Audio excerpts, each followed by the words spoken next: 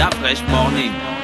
Que ressens-tu quand tu manges ce que tu aimes? J'adore. C'est Maldo, hein. Je sais pas comment décrire. Je ferme les yeux, je suis sur un petit nuage. Wow. C'est comme un gros câlin. C'est un peu comme une histoire d'amour, si tu veux. Ouais, ça fait du bien en fait. Et toi?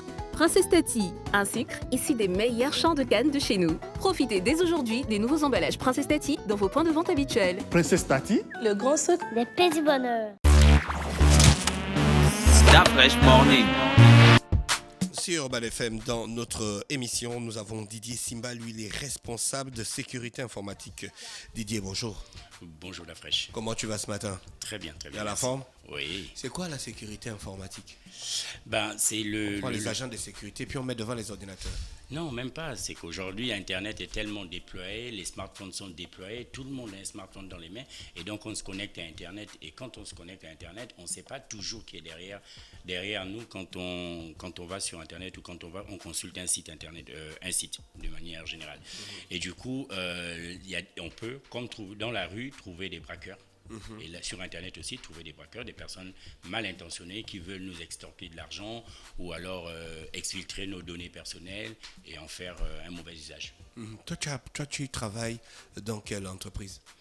Moi, je travaille en France précisément. Donc, je suis responsable de la sécurité des systèmes d'information dans le grand groupe BPCE. C'est le deuxième groupe bancaire en France, avec plus de 100 000 collaborateurs en France, au service de 36 millions de clients partout dans le monde. Et moi, je suis dans la structure, une petite structure du groupe qui est BPCE Solutions Crédit.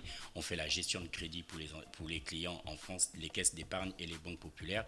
On représente 450 collaborateurs repartis sur quatre villes différentes de la France. Et à ce poste, je suis responsable de la sécurité. Tu organises une campagne de sensibilisation sur la sécurité informatique, c'est ça? C'est ça. Ça commence quand? À partir de ce mois de septembre, les dates ne sont pas encore fixées, mais j'y travaille avec l'entreprise Fontexis, qui est une entreprise basée ici au Gabon, qui fait des nouvelles technologies, qui accompagne les entreprises dans les solutions numériques. Et, le Gabon a eu près de 500 000 attaques cette année. Ça a été publié. Oui, près de 500 000 attaques. Les attaques, on Mais en a tout le temps. comment les gens font pour se faire pirater, pour les entreprises en fait? Est-ce que ce sont des liens? C'est quoi exactement? Personnellement, je considère... Alors, il y en a qui voient le verre à moitié vide, d'autres le voient à moitié plein. C'est le mot du président. C'est le président qui a dit ça. On dit ça depuis. Non, mais en fait, il y en a qui pensent que l'humain, c'est le maillon faible de la cybersécurité. Moi, je considère que c'est le maillon fort de la cybersécurité. Explique. Parce que si l'humain est conscient que c'est par lui que peut passer des attaques pour exposer son entreprise ou même pour exposer ses voisins, il saura mieux se protéger. Et donc, c'est pour ça que nous, avec Fontexis, on fait de la sensibilisation pour rappeler que vous pouvez vous attaquer, vous pouvez être les victimes ou alors vous pouvez être les vecteurs d'attaque. Je m'explique. Comme je disais tout à l'heure, on a tous des smartphones. On a tous reçu au moins une fois un SMS qui disait pour bénéficier, vous avez félicitations, vous avez gagné un iPhone X, pour en bénéficier, cliquez ici. Pas plus tard que la semaine dernière, j'ai reçu un SMS sur WhatsApp qui m'a été transféré. Donc, en fait, la personne l'a reçu et elle s'est dit, tiens, c'est une bonne occasion, je vais le transférer à Didier, ça se trouve, il peut en avoir besoin. Mais je pense que pour m'avoir transféré à moi, c'est pas parce qu'il m'aime beaucoup, il a dû transférer à plusieurs autres personnes et parfois il le transfère dans des groupes. Et le SMS disait, vous pouvez bénéficier de 1000 gigas de données mobiles, il vous suffit de cliquer ici. Félicitations, vous avez gagné. Et lorsqu'il cliquait sur le lien, quand j'ai reçu le SMS, je lui demande, est-ce que tu as bénéficié, est-ce que tu as reçu les 1000 gigas en question? Il m'a dit, non, ça n'a même pas fonctionné. Si, ça a fonctionné. Parce que les attaquants, eux, tout ce qu'ils veulent, c'est que vous cliquez sur quelque chose. Et c'est à partir du moment où vous avez cliqué que derrière, il peut mettre en place ce qu'il veut. Il peut mettre en place un programme qui va surveiller votre téléphone, un programme qui va exfiltrer vos données. Ça s'appelle vos photos, vos SMS ou alors d'autres informations. Il peut mettre en place un programme qui va utiliser votre téléphone ou alors votre ordinateur pour faire des attaques sur d'autres continents et ainsi de suite. Et à partir de quel moment on peut se rendre compte que là, on est en train d'être attaqué en fait? Il y a des symptômes. Il y a des fois, il y a des personnes sur leur smartphone qui me disent, oui Didier, j'ai vu ça depuis que je suis arrivé, plusieurs personnes sont me voir en me disant, je ne comprends pas mon téléphone, je l'ai comme ça, il y a des pages internet qui s'ouvrent inopinément, je n'ai rien demandé, les pages s'ouvrent. ça ne se fait pas par hasard. C'est parce que justement, il y a quelque chose qui s'est produit. Enfin, on a dû cliquer sur quelque chose et donc il y a un programme malveillant qui est en train de tourner en arrière. Donc il y a des signes de ce type-là. D'autres personnes me disent, par exemple, je trouve que mon téléphone rame. Eh ben, c'est parce que le téléphone est utilisé autre part. Il y a la ressource, qu'un téléphone fonctionne, il faut avoir la mémoire RAM, c'est la mémoire qui permet de faire fonctionner, de faire tourner plusieurs tâches. Eh ben, si elle est exploitée pour faire autre chose à votre insu, c'est normal que quand on veut aller sur Facebook, ça aille plus lentement. Mais parfois, on reçoit des messages je pense, Yahoo, Mail qui dit que notre téléphone est connecté. Est-ce que notre téléphone peut être connecté et on ne sait pas? Parce que parfois, on envoie des messages. Vous pouvez dire que votre téléphone a été connecté à tel appareil il y a peut-être 10 à 15 minutes. Est-ce que quelqu'un peut être en train de me pirater, mais je ne reçois pas ce message? Oui, certainement. C'est ce que je disais tout à l'heure. Si on a cliqué sur un lien, mais bien entendu, avant, il faut donner l'autorisation. Donc, s'il a utilisé son vecteur d'attaque et que nous, on a joué son jeu, on a cliqué sur le lien parce qu'on voulait obtenir un billet d'avion gratuit, félicitations, vous avez gagné un billet d'avion, non, ça, on en a plusieurs fois vu, autant pour moi. On a cliqué parce qu'on voulait obtenir le billet d'avion, on voulait obtenir l'iPhone, ou on voulait obtenir les 1000 gigas, comme je parlais tout à l'heure. Et ben, derrière, on ne l'aura quand même pas. Mais on aura donné la main à l'attaquant d'utiliser notre téléphone. Et donc, il en fait ce qu'il veut. Il se connecte, il regarde notre téléphone, il se balade, il fait ce qu'il veut. C'est dingue, hein?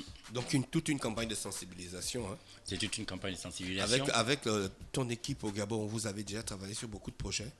On a déjà travaillé sur énormément de projets.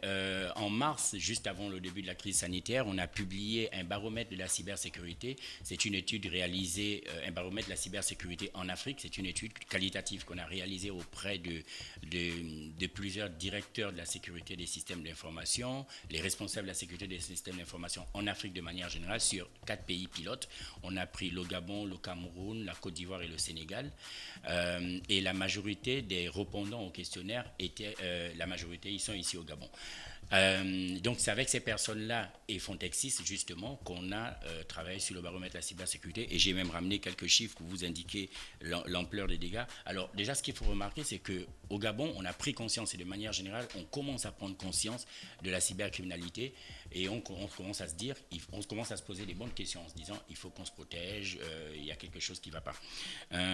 Mais il y a seulement 15% des personnes répondant, c'est-à-dire des responsables de la sécurité dans des grosses entreprises ici au Gabon, qui disent qu'ils ne sont pas totalement préparés à une cyberattaque de grande ampleur. Donc en fait, s'il y a une vraie cyberattaque très bien menée, ils ne sont pas sûrs de pouvoir être à l'abri.